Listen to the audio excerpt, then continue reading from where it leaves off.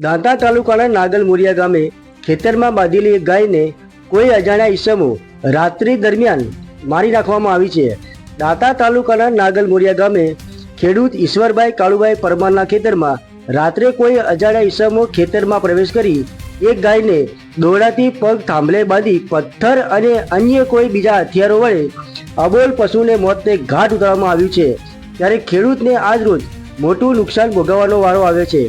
પશુના મોતના સમાચાર સમગ્ર પંથકમાં ફેલાઈ જતા આવા માથાભારે નિર્દોષ ગાયની હત્યા કરનારા માથાભારે ઈસમો પર દાંતા પંથકના લોકો ફિટકાર વરસાવી રહ્યા છે।